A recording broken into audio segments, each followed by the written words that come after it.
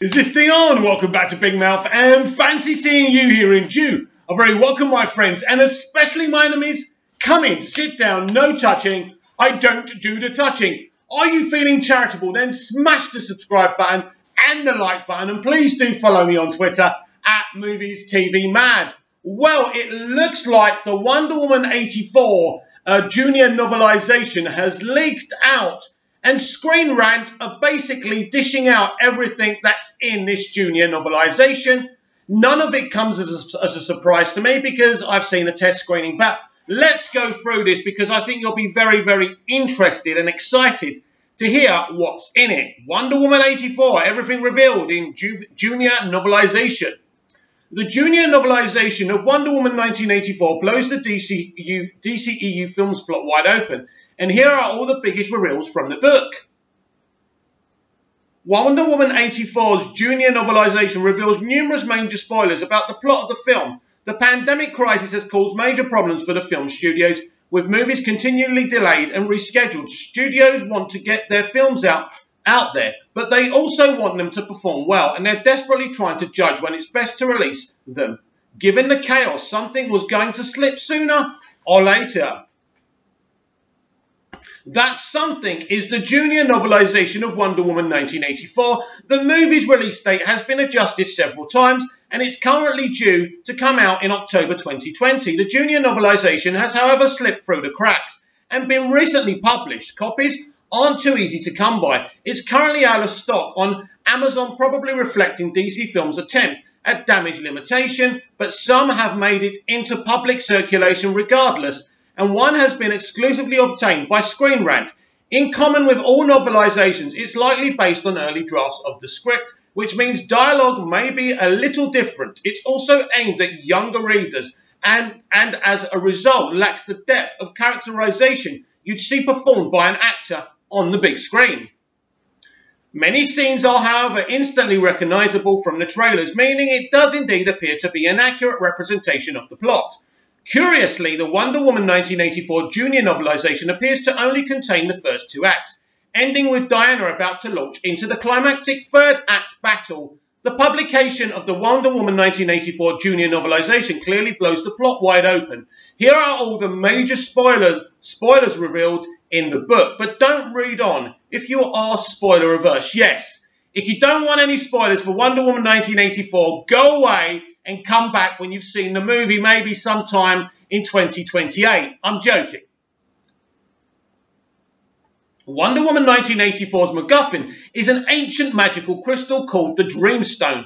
The object grants anyone who sees it one wish, literally rewriting reality around it.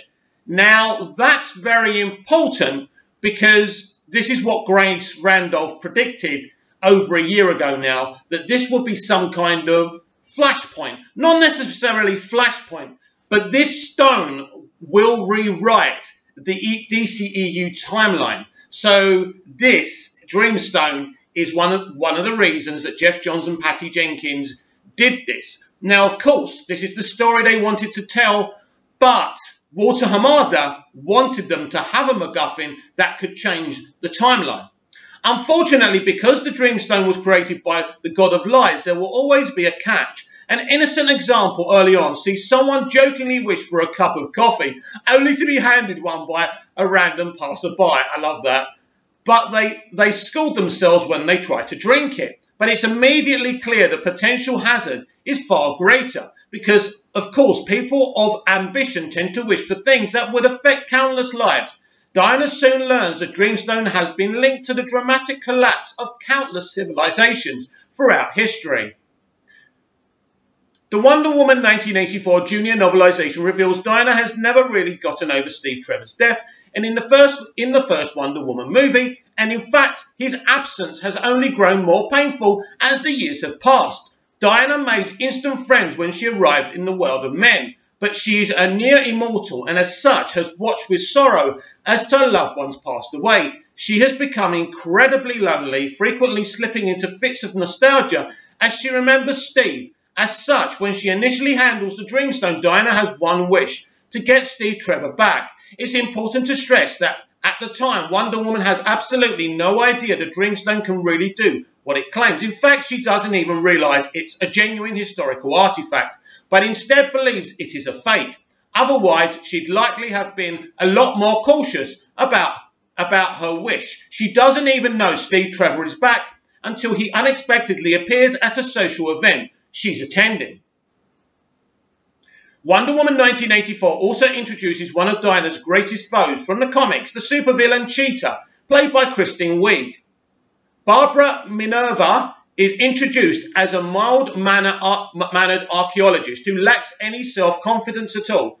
Diana is working at the Natural History Museum, and she is introduced to Minerva as her new colleague. Barbara immediately finds herself taken under Diana's wing, and she's frankly overjoyed to be noticed. Unfortunately, she hero worships Diana, and as a result, her wish is a simple one, to be more like Diana. She's thinking of poise and beauty, elegance and confidence, but the Dreamstone grants her all that and more, including superpowers. Every one of the Dreamstone's wishes is really a curse, though, and Barbara gradually finds the powers taking her over until she transforms into Cheetah, a savage monster. Cheetah is able to match Diana physically, and she quickly deduces Diana will try to destroy the Dreamstone. Fearing this will result in her losing her newfound powers, Cheetah decides to do anything within her power to stop Wonder Woman. This subplot is fascinating and intense one, and the transformation appears reminiscent of Catwoman's in Batman Returns, a point that has emphasized in the trailers. Unlike Wonder Woman and Cheetah, Maxwell Lord knows exactly what the Dreamstone is. He's a con man who has become something of a celebrated figure because of his silver tongue, but his business ventures are failing, and he figures the only way to succeed will be to use the Dreamstone. Max Lord's one wish is a game changer. He wishes that he possessed the power of the Dreamstone himself. From that point on, he becomes a human wish granter. His very presence rewriting reality around him. His very presence rewriting, let me just say that again, rewriting reality around him. This again is very important with what Grace Randolph said about the DCEU timeline being rewritten in this film. He uses his charm and cunning to guide conversations, ensuring people will wish for what suits his own interest. But again, there is a sting in the tail. Maxwell Lord appears to have become almost addicted to granting as many wishes as he can. The chaos swiftly escalates, especially when towards the end of Wonder Woman 1984, Junior Novelization, Max asks the President of the United States what he would wish for. The film is set at the height of the Cold War, and the President's wish for more nukes than the Russians, situated more closely to the USSR, risks causing a nuclear holocaust. The Wonder Woman 1984 Junior Novelization retcons Batman vs. Superman Dawn of Justice. No, the film does not do that. It's all about perspective. Listen to this. Which appeared to suggest Diana had abandoned humanity for a century or more before joining in the battle against Doomsday. In reality, text from the Junior Novelization suggests she's remained active and even fought in World War II. It appears Diana simply doesn't like operating in public, and that's what she meant in BVS. She turned her back on mankind because she wasn't operating in public. So there's no change here. And thus she has slipped into the habit of travelling from place to place, doing good until she becomes something of an urban legend in that area, and then moving on. She uses her speed to move too fast for people to properly register what they're seeing, and she makes a habit of destroying CCTV cameras so they can't catch a shot of her. This explains scenes in the Wonder Woman 84 trailers which showed Wonder Woman taking on a group of robbers in a shopping mall and altering between neutralising them and breaking cameras. When Lex Luthor acquired a photo of Diana and her friends from World War I in Batman vs. Superman, it's possible he had gotten his hands on the one piece of evidence proving this Woman of Wonder actually exists. There's been much excitement about Wonder Woman's new look, the so-called Golden Eagle armor. From the comics, this was introduced in Alex Ross's story Kingdom Come, and it was then absorbed into canon as a suit Diana tends to wear when she's about to go to battle. There's been intense speculation about just how Diana got her hands on the Golden Eagle armor. With some speculation she'll go on a quest back to Themyscira. The answer is far more prosaic. The Golden Eagle armor was worn by the Amazonian hero who fell back before the Amazons retreated to Themyscira, and Diana has discovered it during her work as an archaeologist. She has treasured it as a reminder of home and chooses to wear it as the battle against Max Lord escalates. And that, my friends, is all. That's pretty awesome, isn't it? I like that.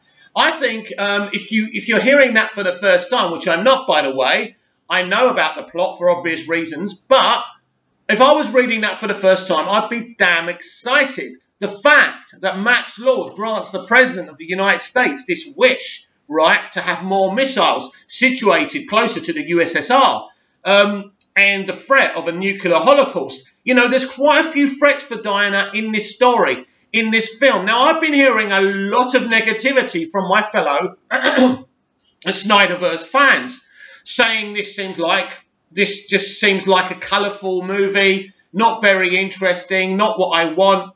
Now, the problem is, I know what my fellow Snyderverse fans are trying to grate at here. They don't like the fact that Jeff Johns is involved in this movie. He co-wrote this movie with Patty Jenkins. But I think you're going to be pleasantly surprised when you actually see the film. Even though the colours are bright and the temper is bright and the colour palette is bright, the film has a lot of dark elements, and you are really going to go into the soul of Diana, aka Wonder Woman.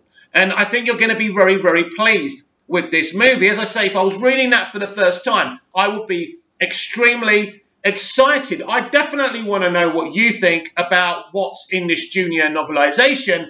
I think it's exciting. I think it's awesome. And I can't wait to watch the full version of Wonder Woman 1984. Wait till you watch it before you judge it. Comment down below. Like, share and subscribe, and I'll be back with more DCEU news and other news with the DCEU Daily. See you again soon.